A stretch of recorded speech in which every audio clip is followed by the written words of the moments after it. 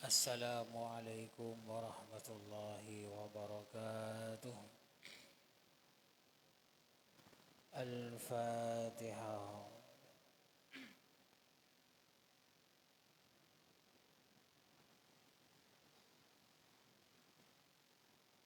Bismillahirrahmanirrahim. Qala al-muallif rahimahullahu ta'ala wa nafa'ana bi'ulumihi fid dharain amin. Karena hari ini masih suasana lebaran, saya pribadi mohon maaf lahir dan batin kepada jamaah yang ada di Masjid Besar Darussalam dan juga para pendengar baik yang di sekitar masjid atau para pemirsa pengajian online, baik yang di Facebook, YouTube, Instagram, Twitter, Snack Video, dan yang lainnya. Sekarang kita bahas bab keutamaan orang kaya yang bersyukur, orang kaya yang baik.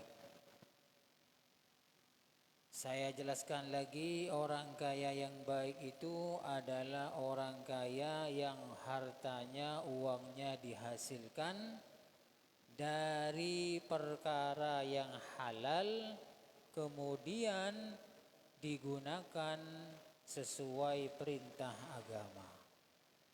Itu kaya yang baik. Kalau kaya yang tidak baik, mungkin caranya menghasilkan harta tidak halal dan juga digunakan kepada perkara yang diharamkan. Ini tidak baik ini, walaupun kelihatannya soleh, kelihatannya orang baik, tapi ada harta yang tidak halal yang dihasilkan. Cuman kita tidak tahu ya. Kita tidak tahu. Atau menyumbangkan semuanya ke masjid, ke madrasah, ke pondok, yatim piatu. Itu kelihatannya baik, orang kaya baik. Tapi yang dihasilkan bukan dengan cara yang halal. Bisa jadi hasil korupsi. Bisa jadi hasil berdagang nipu-nipu. Ya, ada nipu-nipunya. Itu kelihatannya baik gitu. Padahal tidak itu. Menurut manusia yang tidak tahu baik, tapi menurut Allah Ta'ala tidak baik. Sekarang hadis ketiga, wa an Abi Hurairah radhiyallahu anhu. Anna fuqara al-muhajirina atau Rasulullah sallallahu alaihi wasallam. Suatu ketika para orang fakirnya kaum muhajirin, jadi penduduk Mekah yang hijrah ke Madinah. Kelompok ini miskin-miskin datang ke Rasulullah, faqalu zahaba ahlud dusur bidarajatil ula wan na'im al-muqim. Ya Rasulullah, enak ya Rasulullah. Kenapa enak? Orang kaya itu enak, derajatnya tinggi, banyak nikmatnya, banyak kesenangannya. Jadi sedikit protes yang miskin-miskin ini, sedikit protes kepada Nabi. Faqala wa mazaka, apa itu? Jadi Rasulullah bertanya, maksudnya apa ini?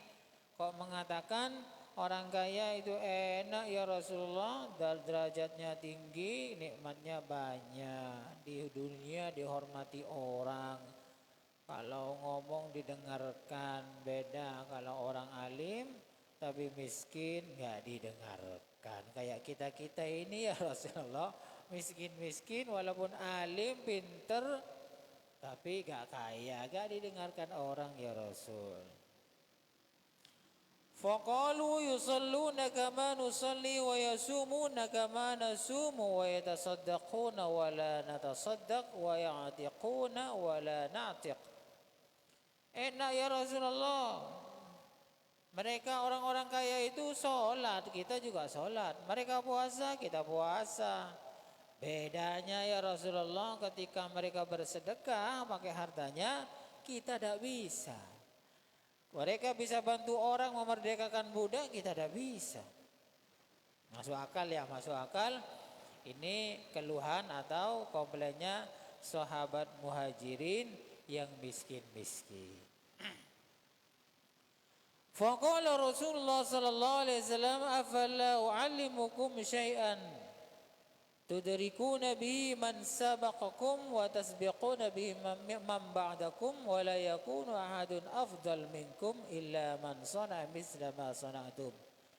Kan sudah saya ajarkan sesuatu yang sangat baik yang bisa kamu membuat lebih utama daripada orang-orang sebelum kamu. Dan juga lebih utama daripada orang setelah kamu. Kan sudah saya kasih amal-amalan itu. Kecuali orang-orang tersebut sama-sama mengamalkan seperti yang kamu amalkan. Kan sudah saya jelaskan. Qalu, orang sahabat muhajirin yang miskin-miskin itu mengatakan, bala betul ya Rasul, betul itu betul. Qala, kemudian Nabi menjawab, tusabbihuna wa tukabbiruna wa tahmaduna dubura kulli salatin salasan wa salasina marratan. Ini kan sudah saya kasih amal-amalan bahwa membaca tasbih, membaca takbir, alhamdulillah, subhanallah, Allahu akbar setiap salat setelah salat 33 kali itu pahalanya luar biasa. Bagi yang enggak pernah wiridan itu usahakan ini loh ya, ini ringan sekali bacanya, enggak sampai semenit itu. Subhanallah 33, alhamdulillah, Allahu akbar 33. Itu luar biasa pahalanya, apalagi sampai mengikuti imam wiridan baca apa tuh lagi apa? Ayat kursi. Itu amalan sedikit remeh tapi luar biasa pahalanya. Jangan, kalau bisa jangan meninggalkan ya, jangan meninggalkan. Saya kan punya amalan lain, ya monggo silakan diamalkan. Tapi ini jangan ditinggalkan.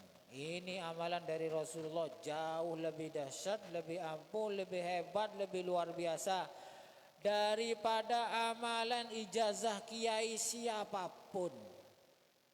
Banyak yang keliru ini, amalan ijazah kiai itu diamalkan ini. Sampai ini gak diamalkan. Tayo ngelampaui amalan yang diberikan oleh Rasulullah. Usahakan ini, jangan sampai ditinggalkan ini. Subhanallah, alhamdulillah, Allahu akbar masing-masing 33. Ditambahi ayat kursi, itu hebat itu. Ini lebih hebat dari amalan siapapun, dari ijazah kiai siapapun, wali sak dunyo sekalipun yang amalkan, yang menyuruh mengamalkan, jangan sampai melewatkan ini. Karena ini bungkel lah, ketuan lah, pokoknya amalan yang diberikan oleh Rasulullah Sallallahu Alaihi Wasallam dibaca setelah sholat wajib. Jangan kita ini mengambil butir nasi meninggalkan tumpeng yang enak yang besar itu. Jangan salah kaprah, serius ini ya, serius. Saya juga dulu waktu mondok pernah diingatkan oleh kiai saya begitu. Dia amalkan apa? Dikasih amalan kiai, silakan dilakukan. Tapi jangan lewatkan ini. Ini jauh lebih besar pahalanya, lebih luar biasa. Faraja fuqara'ul muhajirin ila Rasulullah sallallahu alaihi wasallam. Akhirnya enggak puas ya, enggak puas. Setelah pulang mereka ke rumahnya, balik lagi sama Nabi Muhammad. Ya Rasul, faqalu sami'a ikhwanuna ahlul amwal bima fa'alna fa fa'alu mislah. Gini ya Rasul, kayaknya ada yang enggak adil nih ya Rasul. Saya dengar-dengar juga yang kaya-kaya itu wiridan seperti yang saya baca ya Rasul. Kan tidak imbang ini. Mereka baca apa yang saya baca, mereka mengamalkan apa yang saya amalkan. Tapi bedanya kan saya tidak bisa sedekah uang ya Rasul. Apa jawab Rasul? Faqala Rasulullah sallallahu alaihi wasallam, "Dzalika fadlullah yu'tihi may yasha." Muttafaqun alaih. Kalau soal rezeki, soal uang, nah itu keutamaan anugerah dari Allah yang Allah berikan kepada yang Allah kehendaki, yaitu beda urusan ya. Kan ada yang kaya, ada yang miskin. Yang jelas yang miskin-miskin ini jangan kemudian merasa kalah dengan orang kaya agar supaya tetap semangat hidup dan kemudian tetap beribadah sesuai yang diajarkan. Bisa jadi kaya itu bukan anugerah, bisa jadi, tapi merupakan azab dari Allah. Mungkin sholat tidak, puasa tidak, tambah kaya. Ya, ini bukan nikmat sudah dari Allah itu, tapi adalah istidraj, solakan ya. Atau kita melihat orang kaya kemudian kita iri, tidak usah, biasa aja. Kalau kita ini hatinya hati akhirat. Beda kalau sudah hati dunia. Tetangganya beli sepeda motor panas wis. Masih tak rokokan deh panas. Tetangganya beli rumah atau membeli sesuatu yang mahal iri. Nah, ini tanda kalau kita masih cinta dunia atau masih hatinya dunia. Kalau hatinya akhirat itu ya tetangga mau beli apa saja itu netral ya. Serius ini. Mau beli itu, mau beli biasa. Kalau hati akhirat loh ya. Ini saya gak ngomong hati dunia. Kalau hati akhirat tetangga mau beli apa saja itu kita ini hatinya netral ya. Ya ada iri, ya ada apa, ya malah bilang alhamdulillah. Artinya netral itu tak ngosok ya. Tetap tenang. Mon ki ngeroso, tandek ini kah. Hatinya hati dunia. Yang orang kalau hatinya akhirat itu merasa apa ya? Merasa hatinya itu bergerak apabila orang lain atau tetangganya ibadahnya bagus, kemudian amal solehnya bagus, kepada tetangganya bagus, itu biasanya hatinya tergerak. Saya ingin seperti itu. Saya ingin seperti orang ini soleh. Kalau ngomong enak. Tapi kalau sudah hati dunia, panas meloleh. Tak neng bodoh orang ngomong suku ini tersinggung ya. Karena apa? Bulan pada tetangga malah mobil. Abang tak kuat. Jadi bodoh orang ngomong suku ini tersinggung melolong. Panu, kebawa perasaan ya, kebawa perasaan. Mudah-mudahan kita semua oleh Allah diberikan hati yang hati akhirat. Amin ya rabbal alamin. Cukup sekian dulu, kurang lebihnya saya mohon maaf. Mudah-mudahan bermanfaat. Wallahu a'lam bishawab. Al-Fatihah. Assalamualaikum warahmatullahi wabarakatuh.